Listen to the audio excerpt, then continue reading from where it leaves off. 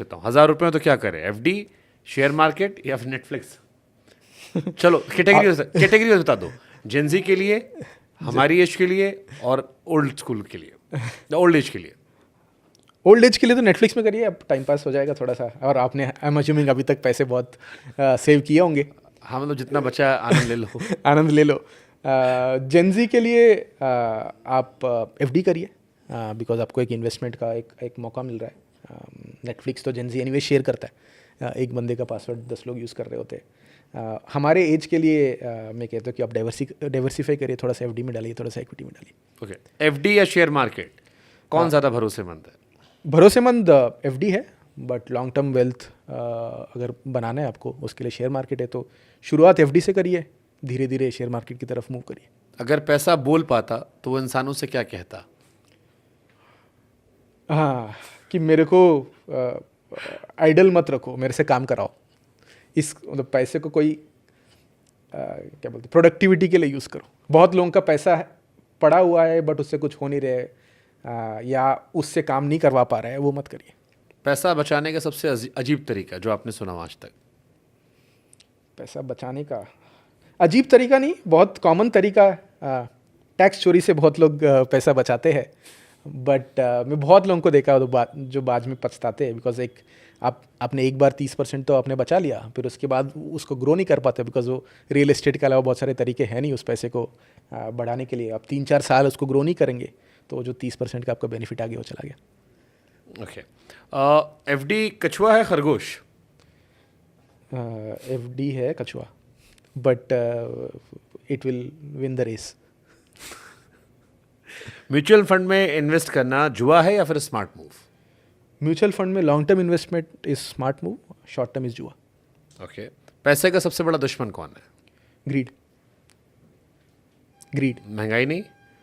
महंगाई तो है, बट उससे बड़ा ग्रीड है। बिकॉज आप जब ये सोचने लग गए कि मैं एक ही दिन में डबल करना चाहता हूँ, पैसा चला जाएगा आपसे। हाँ, बहुत सारे ऐप्स ऐसे हैं जो कहते हैं कि हाँ आप पैसा लगाओ, हम 2 गुना करके दे देंगे। हाँ, तो इसमें अगर टाइम है तो मैं एक किस्सा सुनाना चाहता हूँ। इसमें एक एक्सपेरिमेंट, तो मान लीजिए आपने 1024 लोगों को एक जगह इकट्ठा किया, और उन सबको मैंने एक कॉइन टॉस किया और बोला कि हेड्स या टेल्स बताओ। उसमें 50% लोग हेड्स बोलेंगे, 50% टेल्स बोलेंगे। तो 512 ने हेड बोला, 512 ने टेल बोला। अगर हेड आया तो टेल वाला को घर भेज दिया, ये हेड वाला को पकड़ लिया। और फिर से मैंने कॉइन टॉस किया, अब फिर से कुछ 200, 256 राइट। फिर आधे लोग सही होंगे, 256 को मैंने रोका। फिर से मैंने कॉइन टॉस किया, फिर 128 लोग सही होंगे, फिर 64 लोग, फिर 32 लोग, फिर 16, 8, 2, 1। तो 10 बार कॉइन टॉस करने के बाद एक बंदा है जिसने 10 बार सही प्रेडिक्ट किया। और ये जो 1000 लोग आए हैं उन सबसे मैंने स्टार्टिंग में 10-10 हज़ार रुपये लिया था। और ये जो एक बंदा है इसको मैंने 1 करोड़ रुपये दे दिया, क्योंकि 1000 इंटू 10,000 आपके 1 करोड़ हो गए। अब सब घर चले गए। अब सारे मीडिया वाले या कोई भी रिश्तेदार है वो इसी बंदे के पास जाएंगे ना जो 1 करोड़ जीता है, उनसे पूछेंगे कि आपने किया कैसे। तो वो बोलेगा कि यार मेरे को दिख रहा था उन्होंने कैसे पकड़ा, कैसे ऊपर गया, ये वो। तो वो तो अपने आप को ये स्किल बोलेगा, और बाकी जो 1023 लोग जो हारे उनसे तो कोई बात नहीं करेगा। तो पर आप दूर से इस एक्सपेरिमेंट को देख रहे हो, किसी का पैसा बना नहीं, जो कॉइन टॉस कर रहे हैं उसका बन गया, क्योंकि वो 24 लोगों का पैसा मार के चला गया। और जो बंदा पैसा कमाया वो बोल रहा है कि मैं स्किल से कमाया, जो है नहीं, वो प्योर लक प्लेइंग आउट। इस थ्योरी को बोलते हैं फूल्ड बाय रैंडमनेस। दुनिया में बहुत सारे रैंडम चीज़ें होते रहते हैं, बट विनर से सब बात करते हैं, बट उस विनर को देखेंगे यार 10,000 से 1 करोड़ बनाया, उसको देख के 10,000 और लोग आ जाएंगे, मैं फिर कॉइन टॉस करूँगा, मैं अपना पैसा लेते जाऊँगा। तो ये जो साइकिल में फंसे हैं लोग, इस वजह से ट्रेडिंग में हम देख रहे हो कि एक साल में 1 लाख करोड़ लोगों ने लूज़ किया। सेबी का रिपोर्ट बोलता है कि 100 में से 93% लूज़ करते हैं। ये जो बाकी 7% कमाए वो भी लक के वजह से कमाए, बिकॉज 100 लोग खेलेंगे तो 1-2 का तो लक इतना अच्छा होगा कि वो कमाएंगे, और इनके स्टोरीज बाकी 1000 लोग सुनेंगे, अगले साल और आते हैं, फिर अगले साल और आते हैं। यही हो रहा है कि 3 साल पहले 50,000 करोड़ का लास्ट था, फिर 70,000 करोड़ हुआ, लास्ट ईयर 1 लाख करोड़ हुआ, वो जाता रहेगा इससे 2-3 लाख करोड़ तक। एक लास्ट क्वेश्चन मेरे दिमाग में इसी से आ गया। आजकल ये इंश्योरेंस की एक बड़ा स्कैम चला है। ओके। कि आपको झटपट इंश्योरेंस मिल जाता है। हाँ। और कई लोग ऐसे मैंने सुने हैं कि जो उसमें फंस जाते हैं। ऑनलाइन इंश्योरेंस छोटी छोटी मोबाइल ऐप्स हैं जिनके ज़रिए मिलता है, फिर उनके इंटरेस्ट शायद इतने हाई होते हैं कि आप परेशान होते हैं, फिर वो पूरा एक रैकेटिक स्कैम है।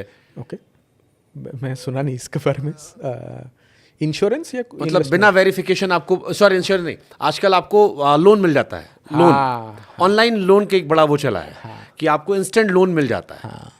एक मोबाइल ऐप डाउनलोड कीजिए, आपको इतने पैसे तुरंत लोन मिल जाएंगे। और बहुत सारे लोग ऐसे हैं जो इस ऑनलाइन लोन के चक्कर में फंसे पड़े हैं। ये कैसे फंक्शन होता है और ये फ्रॉडबाजी कैसे होती है? सो इसमें बहुत बड़ा हिस्सा एक चाइनीज़ कंपनीज़ का था। तो बीच में स्पेशली कोविड 2021-22 के आसपास चाइना से बहुत सारे कंपनीज ने इंडियन लोन मार्केट में आए।